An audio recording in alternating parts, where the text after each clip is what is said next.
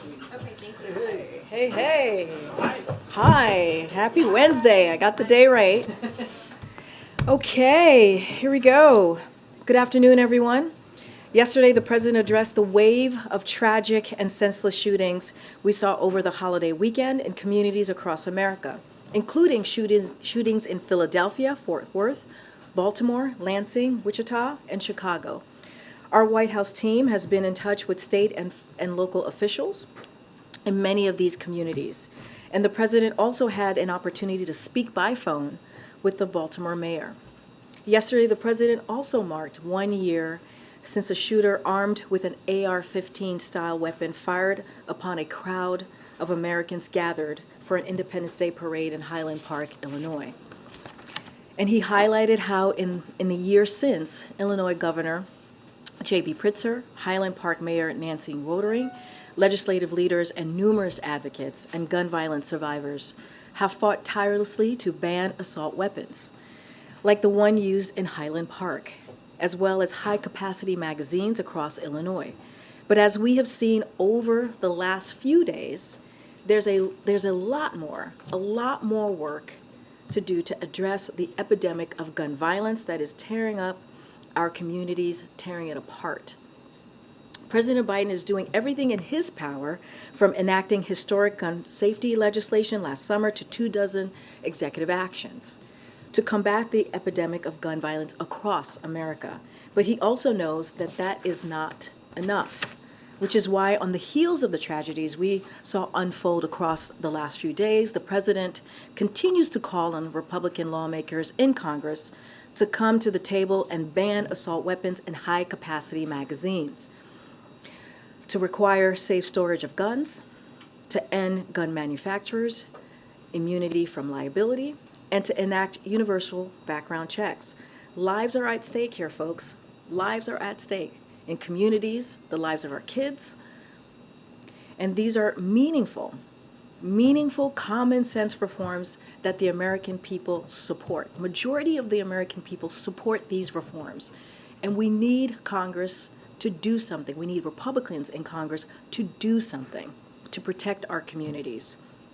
Now, on a brighter note, I wanted to share some good news from Monday that may have gotten lost because of yesterday's holiday. You might recognize this chart on my left here from when NEC Director Lael Brainerd visited the briefing room very recently, just about a week ago. It shows construction of manufacturing facility has increased by nearly 100% in 2 years, adjusted for inflation.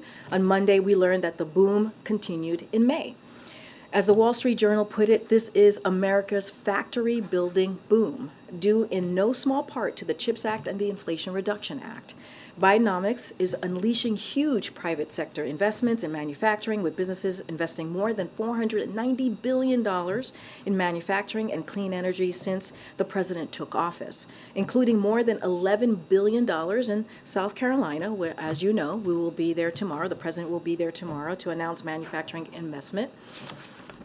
Republicans in Congress, again, including every Republican representative from South Carolina, want to threaten these investments, jobs, and economic opportunities by repealing the Inflation Reduction Act, which actually helps the American people. But as the president said at his first inauguration, he is the president for all Americans. It doesn't matter if you're in a red state or a blue state. And his agenda helps all Americans. So tomorrow's announcement will be proof of that, and I hope you all get to join him on this trip. With that, Josh, good to see you. Good to see you, Karine. Two subject areas. First, has the U.S. been in contact with the Kremlin over a possible prisoner exchange for Wall Street Journal reporter Evan Gershkovich? Look, Josh, I wish I could stand in front of you and say that we have news to share on Evan. Sadly, we do not have any news to share. What I can say is Evan, along with Paul Whelan, who were both wrongfully detained, as you know, should be home. They should be home with their families.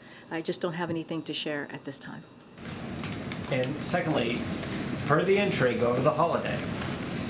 Can you give any more details on where the Secret Service found cocaine in the West Wing and how it got there? So, as you know, this is under the purview of the Secret Service. They are currently investigating what happened over the weekend, so I would have to refer you to the Secret Service on all of this. But one thing that I can share, that I'll share a little bit more information. As you know, the President and the First Lady and their family were not here this weekend, as you all reported on this, and as you also know that they left on Friday and returned just yesterday.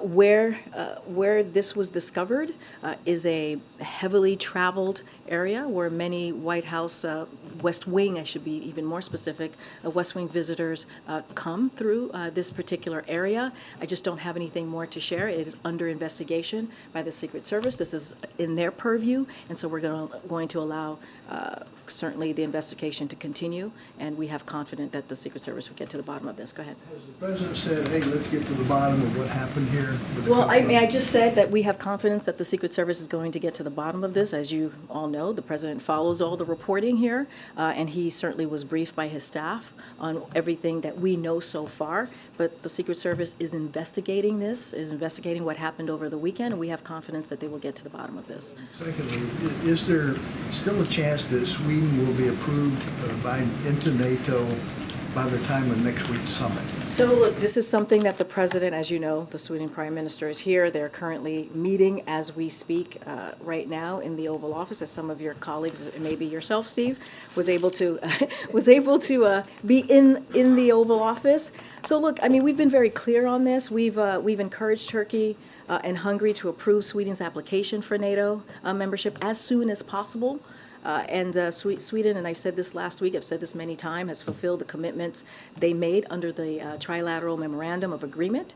They had agreed to with Finland and Turkey on the margins of the NATO summit in Madrid just last year, about a year ago. Sweden is a strong, capable defense partner that shares NATO's values and will strengthen the alliance and contribute to European security. And so we believe that this should occur, that their partnership into them to become members in NATO as soon as possible, and that's what you'll continue to hear from the President. I think the Sweden Prime Minister being here today, having a meeting with the President, certainly shows that commitment.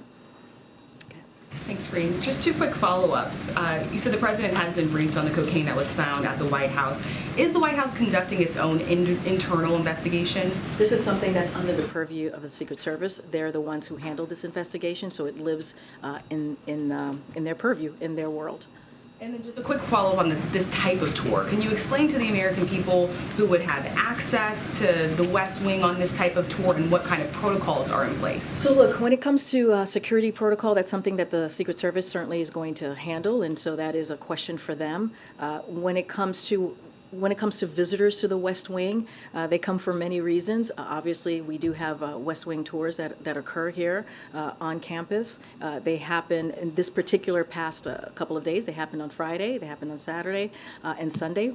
The times that they do not happen is when there's a federal holiday, like yesterday, there was not a West Wing tour, and also when there's a large White House event. So I don't have anything more to share on the particulars. Again, when it comes to security, when it comes to anything of those types of protocols, that is something that Secret Service handles. Cadweja. Thanks, Karine. And congratulations. Thank Should you. I call you President Weja? I appreciate it. Sure. I was waiting. I was like, okay, that went over the head or got missed. One president.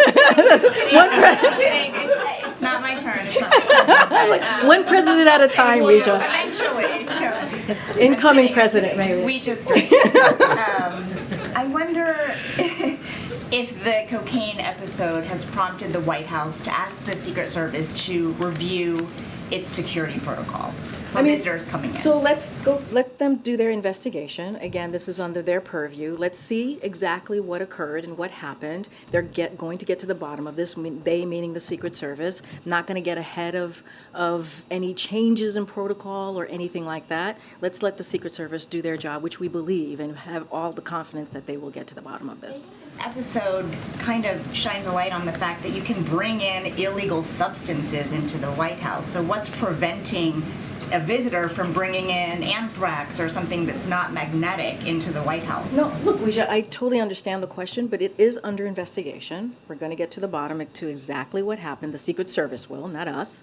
And so we're going to let the Secret Service do their job. I'm just not going to get ahead of if or whens or changes. We just have to let the Secret Service do their job, which they are. You're welcome. Go ahead. Thanks, Karine. Can you just tell us how the White House is assisting the Secret Service with this investigation? Have you made any White House officials available for interviews with law enforcement, for example? Well, look, we're not assisting in anything. This is under the Secret Service purview. This is their kind of guidance and guideline, their world, and so we're going to let them do their job. We are not involved in this. This is something that the Secret Service handles. It's under their protocol, and they are going to investigate and get to the bottom of what happened this weekend, and we appreciate that. And you noted that this is an area where visitors on tour groups often pass by. So is that the working theory right now, that it was likely a visitor? And are you confident that this was not a White House staffer? So there is investigation. They're going to get to the bottom of this. What I wanted to be very clear is that this is a heavily traveled, to be more accurate, area of the campus of the White House, and it is where visitors to the West Wing come through. This is the part where they come through when it comes to coming through the West Wing. I just don't have anything else. I'm not going to speculate on who it was, but just wanted to make that very clear and give you all a little bit more information. I believe the Secret Service is also sharing this as well. Thanks. And then on another topic, among the 12 Palestinians who were killed in the Jenin operation carried out by Israel, 4 were under the age of 18. Israel says that all of the Palestinians who were killed were combatants. Does the White House have an assessment of whether they were indeed all combatants or whether any civilians were killed? So here's what I'll say. We, as you all know, and we have said this many times, we support certainly Israel's security and right to defend its people against Hamas, Palestinian Islamic Jihad, and other terrorist groups.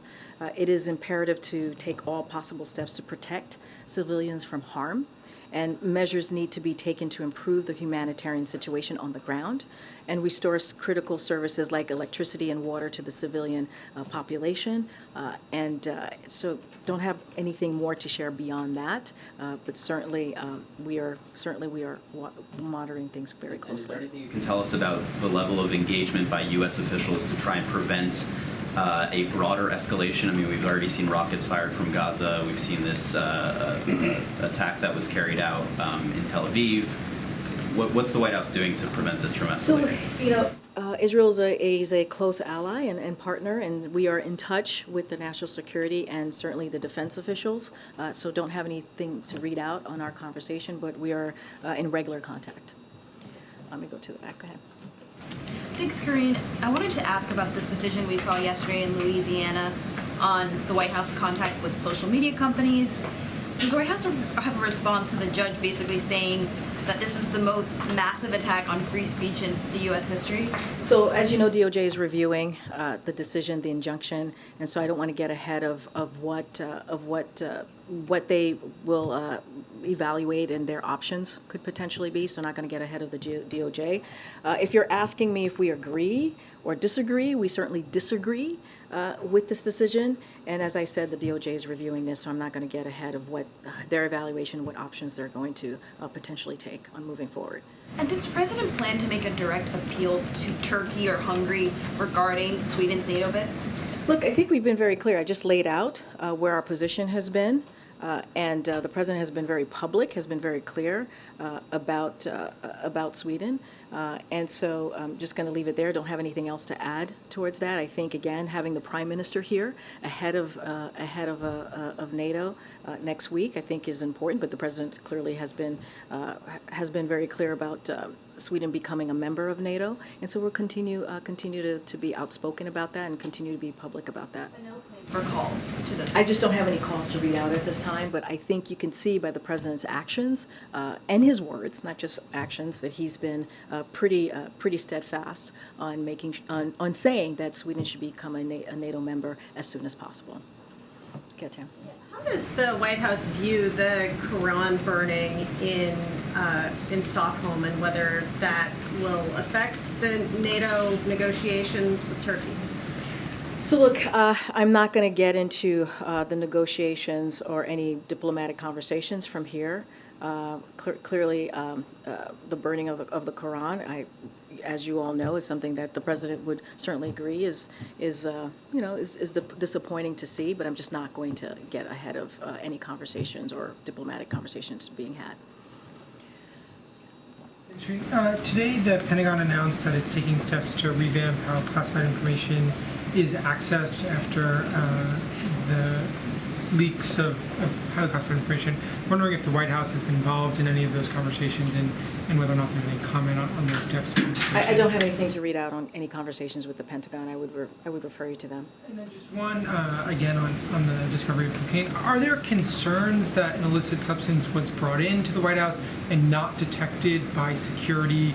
Obviously, every guest that enters the White House goes through airport-like security. I'm wondering if just generally if there's concerns about the ability for someone to... So let's let the Secret Service do their investigation. Again, this is under their purview. They're going to look into all the things of what happened over the weekend. I just don't want to get ahead of that. Clearly, the Secret Service is in charge of security on campus, and so I would really refer you to them on this piece.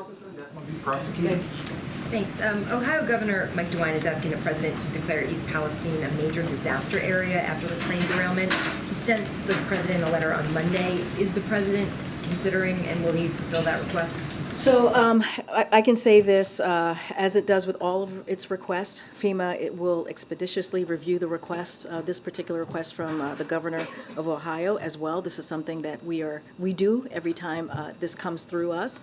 A couple of things I do want to state here as it relates to Norfolk and Southern, to be more specific. It's under a federal order to cover all costs for cleaning up its mess that it did, that they caused in East Palestine. The EPA is making them pay so that the taxpayers don't have to pay for their mess. And so we've been very clear about that. The EPA has been on top of that.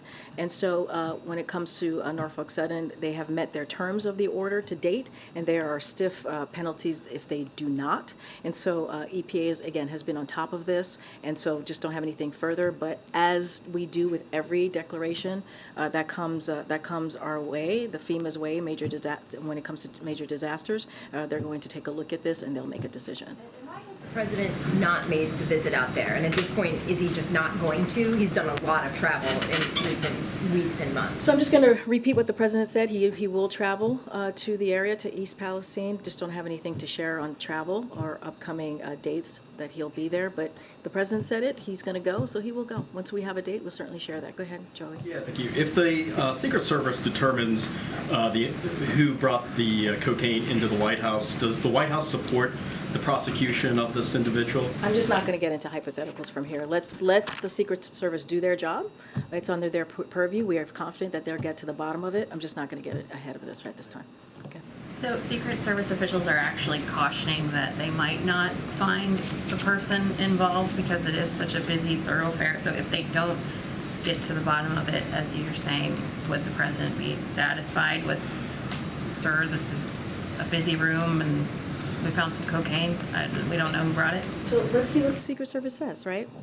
Again, this is under investigation. Don't want to get into hypotheticals while investigation is going on and is happening at this time. Just not going to get ahead of it. Let Secret Service do their job. And if I work anywhere on the complex, what is the process like for me if I want to bring, can you just lay out to the extent that you can the process for, if I want to bring in family or friends as somebody who works here?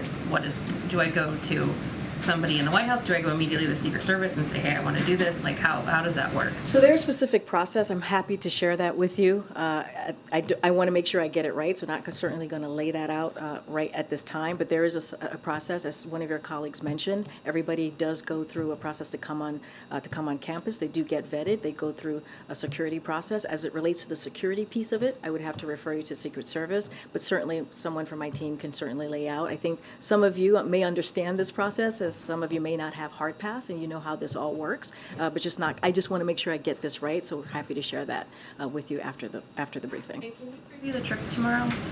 No? Sure. Let's see. As you know, the president's going to go to South Carolina tomorrow. He's going to certainly be making an announcement on the manufacturing. And that's a layout here of what that's going to look like. Give me one second. I don't have that here. We'll certainly share it with you after the briefing. But, I mean, this all plays into what the president has been saying, which is like he's a president for all Americans, whether you're a red state or blue state. We've seen a manufacturing boom over the past 2 years since the president's been here, and you see that in South Carolina.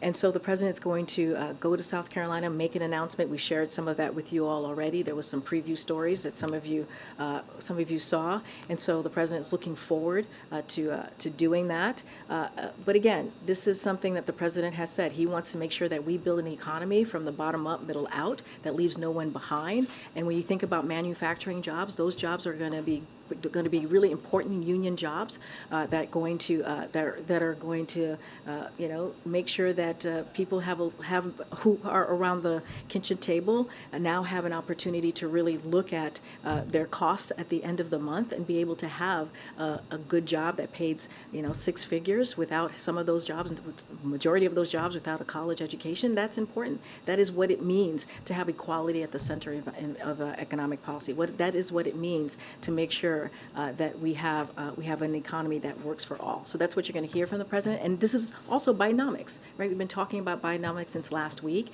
and how it's delivering. You look at the data, you look at the numbers, you look at the 13 million jobs that's been created. Again, the 800,000 manufacturing jobs. You look at what the Inflation Reduction Act has been able to do. The bipartisan infrastructure legislation has been able to do. All are important key parts of the president's plan, and that's what the president's going to speak to tomorrow.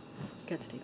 Just clarify for us where exactly inside the West Wing the substance was discovered. I'm not going to get into specifics. All I can say is when people visit the West Wing, there is the area of the West Wing where it is highly traveled, and that is what happens. People come through this particular area. It's highly traveled. I'm just not going to get into specifics. I'm not going to get into, not going to get ahead of the Secret Service, and so I'll let them speak to that. There are a couple of primary entrances into the West Wing. There's the one with which we're all familiar, right outside the driveway where the Marine stands when the president's in the West Wing, and there's another entrance off West Executive Avenue. Can you explain which entrance we're talking about? I'm going to let the Secret Service speak to that. Can you explain why you can't explain it? I mean, you described it as a heavily traveled area. That's what I'm just saying what the Secret Service said. We got this from the Secret Service, so I'm sharing a little bit more with you from here. But again, it's under their purview. It's under investigation. They will have more specifics down the road as they are looking into this. We are confident that they will get to the bottom of this, and so I'm just going to leave it to them. The substance was discovered late on Sunday. What's the latest staff-led tours that happen in the West Wing on a Sunday? I don't have the specific on how late the staff-led tours go, but I can tell you that there was one on Friday, there was one on Saturday, there was one on Sunday. The times that there are not any West Wing tours is when there is a federal holiday, like yesterday, or a big large White House event. Just don't have the specifics. Let's let the Secret Service get to the bottom of this. They'll have hopefully more information, and we have confidence that they will be able to figure this all out. So I'm going to give them the space to do that. Good memory. Karine, excuse me, as you've now been referring multiple times to this investigation and to the White House's confidence that they will get to the bottom of it, I'm wondering if you could be a bit clearer about what exactly the scope and mission of the investigation is and what exactly getting to the bottom of it means. Is this simply a fact-finding mission to determine whether potential security protocols were either insufficient or violated in this case, or is this with an eye towards potential criminal prosecution of an individual who was bringing a banned substance into the West Wing, and would there then be consequences either for that individual or if they were a guest of a White House staff or that staff? So look, the second part of your question is speculation, and I'm just not going to get into speculation from here. What I can say is that, again, Secret Service is looking into this. They're looking into what happened over the weekend. I'm just not going to jump into speculation as to what their investigation will find and what we will do or what will happen. Just not going to get into speculation from here. As it relates to this district judge ruling about social media and the injunction thereof, can you speak to the frequency of contacts that White House officials or administration officials more broadly have with social media companies and the types of content that they would be flagging, and how much is this a blow to the White House's goal of preventing the dissemination of misinformation, disinformation? So look, I can't speak to the amounts that contact has. I mean, that is just not a possible thing to do from here. What I can say is that DOJ, again, is reviewing the injunction, and they're going to look into, evaluate our options. So just not going to get ahead of that, and so I'll just leave that from here. Okay. Will any White House staffers be undergoing drug testing as part of this investigation? So as you know, again, this is under the purview of the Secret Service, but a couple of things that I would add is that White House is subject to rigorous guidelines that include drug testing. And so we will take any action that is appropriate and warranted pending the outcome of the Secret Service. Just not going to get into hypotheticals from here, but this is something that when it comes to drug testing, certainly we take that very seriously. And so there are indeed rigorous guidelines here at the White House. One more. There was a story in the New York Times over the weekend about Hunter Biden's daughter in Arkansas. Does the president acknowledge this little girl as his granddaughter? I don't have anything to share from here. Thanks, Karine. Okay, great, thanks. Yesterday, Ukrainian President Zelensky mentioned that, so that they have intelligence that the Russian military has placed objects resembling explosives on the roof of the Zaporizhzhia nuclear power plant. Is the president monitoring this? Has he spoken to Zelensky, and could it possibly impact his trip to the NATO summit? So, just a couple of things. We are continuing to monitor the conditions at the power plant closely. This is something that clearly we've been doing for some time. As we've said before, when Russia's continued military occupation of the nuclear plant is dangerous, and when it comes to a nuclear plant, there should not be fighting there. And so we've been very clear.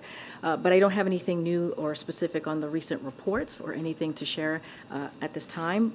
Don't have any recent calls to President Zelensky. The president is looking forward to going to the NATO summit, as he will be doing next week, and certainly we'll have more to share on the details of that trip.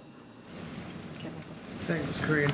Actually, following up on that, there's a movement on Capitol Hill to pass legislation that would state that any nuclear fallout, including from damage to the Zaporizhzhia nuclear power plant, would be treated as would trigger Article 5 of NATO if that fallout were to go over NATO territory.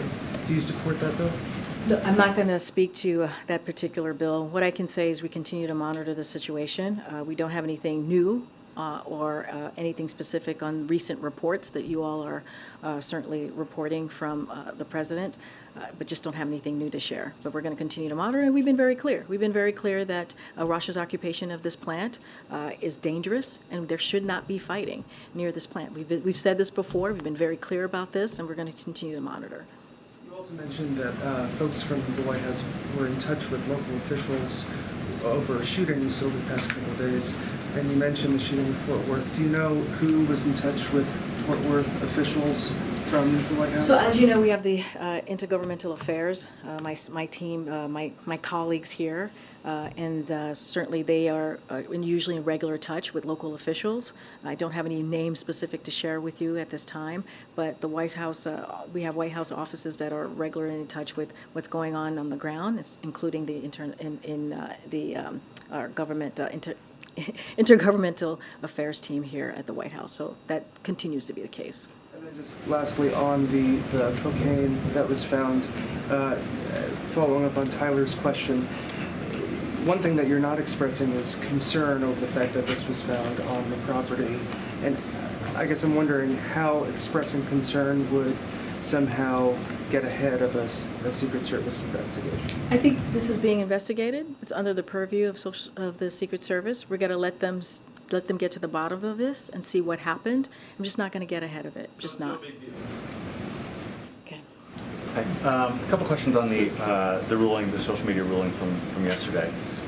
One, I wonder why, while the DOJ is reviewing its options, is there any immediate day-to-day impact on the administration's activities here, the White House's activities? So we've been very kind of consistent. We are going to continue to promote responsible actions to protect public health, safety, and security when confronted by challenges like a deadly pandemic and foreign attacks on our elections. So we're going to continue to do that to promote that in a responsible way. Our view remains that social media platforms have a critical responsibility to take action or to take account of the effects of their platforms are having to the American people, but make independent choices about the information they present. They are a private, as you know, entity, and it is their responsibility to act accordingly.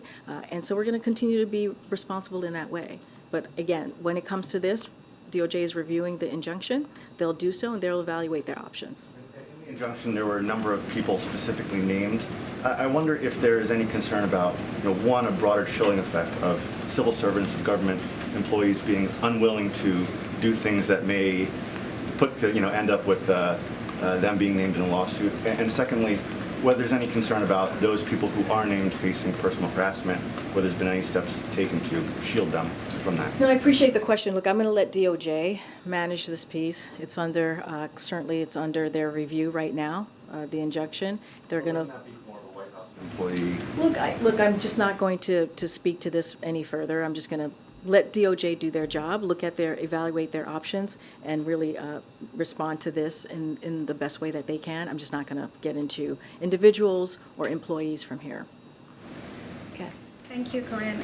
Just to follow up my colleague's questions on the president supporting Sweden's accession to NATO, I know that he has said that he supports Turkey getting F-16s. But has the White House reached out to Senator Menendez, whom I understand is still opposed to the sale?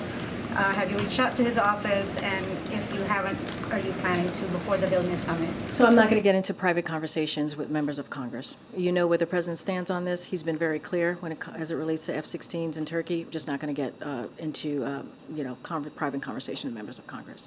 And one more on Ukraine, please. Ahead of the summit, can you just clarify the president's latest position on providing security guarantees to Ukraine and explain the thinking behind not giving Kyiv what it wants, which is essentially a firm yes to membership when the war ends? I just want you to clarify what the president's thinking about in terms of what kind of security guarantees to provide to Kyiv. Say that one more time, when the war ends? Yeah, so Ukraine has been saying that what they want from the NATO Vilnius summit is a clear signal that when the conflict ends, Ukraine has a clear pathway and timeline to membership. So you're talking about NATO membership specifically? Correct. Okay. But I mean, I think the understanding is that one of the reluctant leaders in the alliance is President Biden, and I just want you to explain what's behind his thinking in terms of saying yes.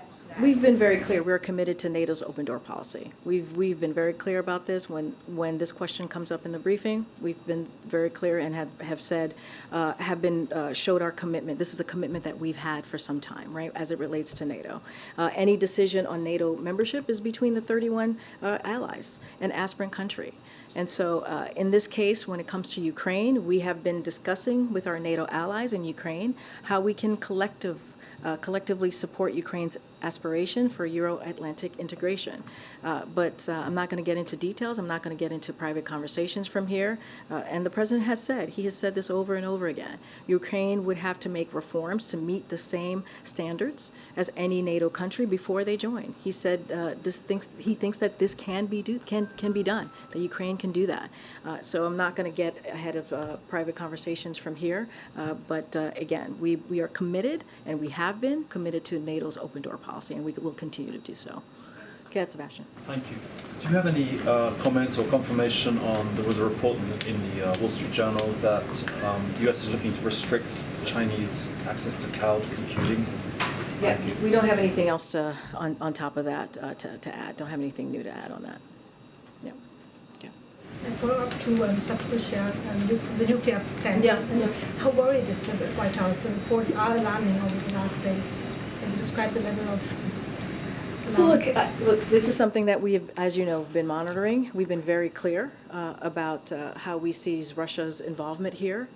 When it comes to occupying the nuclear plant, we think it is incredibly dangerous, and there should be no fighting there. That is something that we've said over and over again, and we'll continue to monitor. We have not seen anything new to the reporting that has been laid out. Just don't have anything else to share on this. Obviously, we think it's dangerous. We've been very clear about that. Okay. Thanks, Karine. A recent Gallup poll shows that only 31% of Americans have confidence in the U.S. government. Is that number concerning to the administration at all? What the president focuses on is how he's going to continue to deliver for the American people. That's the president's focus. In the last 2 years, we've seen the data when it comes to the economy doing just that. And, you know, when people asked us why we're talking about Bidenomics now, because we understand that people, the American people, need to hear from us directly what we have been able to do the last 2 years, how historic it has been, how we've been able to create a historic amount of jobs, 13 million jobs. You're going to hear from the president in South Carolina, a red state, a state that, again, the president said he's a president for all Americans. He's going to go right into an area for people who didn't vote for him. Many people didn't vote for him, and he's going to say how he's delivered for them when it comes to manufacturing, how we're seeing these manufacturing companies invest. And so that's what's important. We understand that some people just don't feel it quite yet as you're laying out a poll to me, but we're going to make sure that we are very clear that unemployment is under 4%, which is really important for people to know.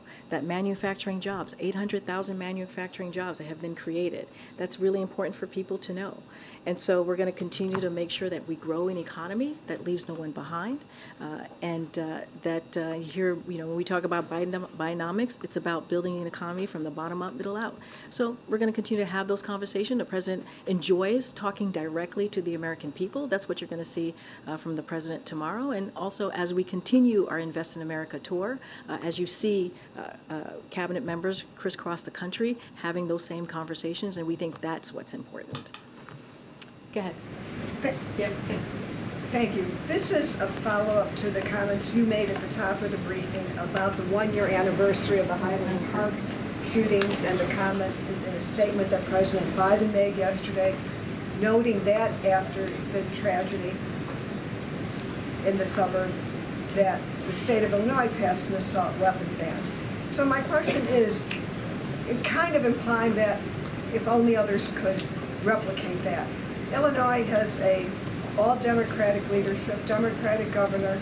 The state Senate is supermajority Democrats. The state House is supermajority Democrat. Highland Park itself even had an assault weapon ban.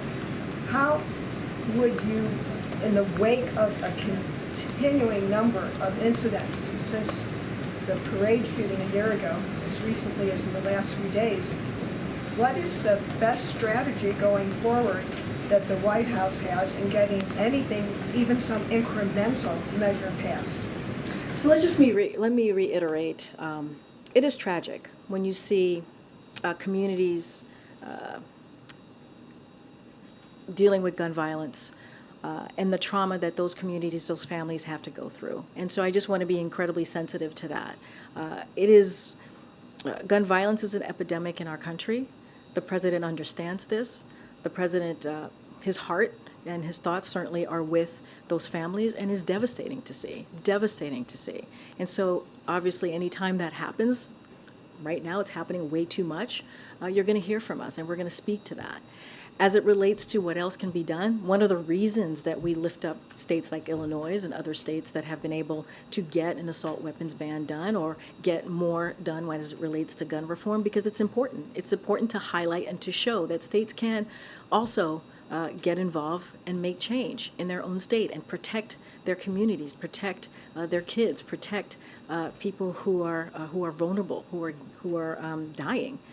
Essentially because of this epidemic. So the president, every time you hear me sadly talk about gun violence that occurred, we talk about the states who have been able to get through either assault weapons ban or some sort of common sense gun reform. So we're going to continue to do that because there is a path, there is a way for folks to protect their communities in their state. But at the end of the day, what we will continue to say, what the president will continue to say, is that Republicans in Congress need to act. We need federal legislation. The president has done more than 24 executive orders. He has done everything that he can. We're always looking to do more from right here in the White House. And it is time that we get something done to protect our kids, to protect our schools, to protect communities, protect grocery stores, to protect all of these different, sadly, areas that we have seen this type of gun violence. So the president's going to continue to say that. We're going to continue to use the bully pulpit. We're going to continue to say it right here at this podium. And so that is an important way to make sure that there's action. Let's not forget, just a little bit more than a year ago, after 30 years of seeing no action, right? No action on gun violence. The president was able to get a bipartisan deal made to move forward a little bit more on dealing with gun violence. So things can be done. Executive actions, legislation, we just need more. Okay, Brian. Thanks a lot, Karine. You've described your concern over crossing the line of the Hatch Act from the podium. But can you talk about the president himself? The president is not covered by the Hatch Act. How does he think about the red lines when it comes to his use of office to advance his political aims in his reelection? Do you have anything specific? Are there parts of the White House that he won't use for political activities, for example, like the Oval Office or the South Lawn? And we saw the previous president use the South Lawn and the South Portico as a backdrop for accepting the nomination of his party. Are there red lines for the president himself on how he'll use the office in the White House as a backdrop for his political campaign? So look, the president is proud to have restored the rule of law in his administration. And I can tell you here, and I can tell you now, that he will not exploit his office with conventions at the White House like it was done in the last administration. He will not do that on the South Lawn in his administration. I can assure you that will not happen in this administration. What about the Oval Office or using parts of the White House? He will not exploit his office for political gain in the way that we saw in the last administration. Okay. Yeah, about the injunction, do you plan to change your approach to social media policy in the wake of the Louisiana judge's ruling? A lot of that had to do with like the pandemic, which is now over. Are you still taking the same approach to social media now as you were then, and will you change now? Look, again, the DOJ is looking at this. It's under their review. They're reviewing this, the injunction. So I'm not going to get ahead of them. They're going to they're going to evaluate all the options. So I'm going to say that, put that out there to you at this time. But look, we're going to continue to promote responsible actions. I said this moments ago. That is something that we're going to continue to do to make sure that we protect public health, to make sure that there's safety and security. So that is something that we're going to continue to do. We do disagree. I said this earlier, moments ago. We do disagree with this decision, but the DOJ is going to take a look at this, and they'll come up and with their own options and evaluate this. And specifically, do you disagree with the judge's ruling that this coordination was a form of censorship that specifically targeted conservative speech? Look, we disagree with the decision. I'll leave it there, and I'm going to let DOJ move forward with their evaluating process. Okay. Yes, thanks. One more on cocaine. How determined is the president to get to the bottom of who brought illegal drugs into the White House? Secret Service is getting to the bottom of it, and that's what matters, and it's under their purview. But the question was, how determined is the president?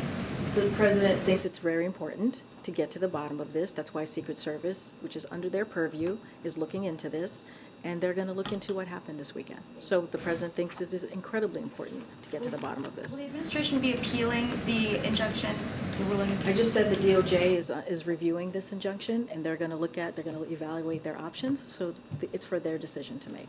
And then, can you just respond to the judge's accusation that each topic suppressed by the administration was a conservative view? He had a pretty strong statement. The U.S. government seems to have assumed a role similar to an Orwellian Ministry of Truth. Can you respond to that? I'm just not going to respond to the Attorney General or the judge. I'll let the Department of Justice do that. And then I know you can't talk about 2024. Goodness, this is like the sixth question. I know, I'm sorry. I'll let you go after this. I know you can't talk about 2024, but how will this ruling impact the administration's efforts to get its messaging out ahead of the election? I'm just not going to speak about 2024. We respect the rule of law, and I'll leave it there. Okay, guys, I'll see you later this week or tomorrow. Thank you.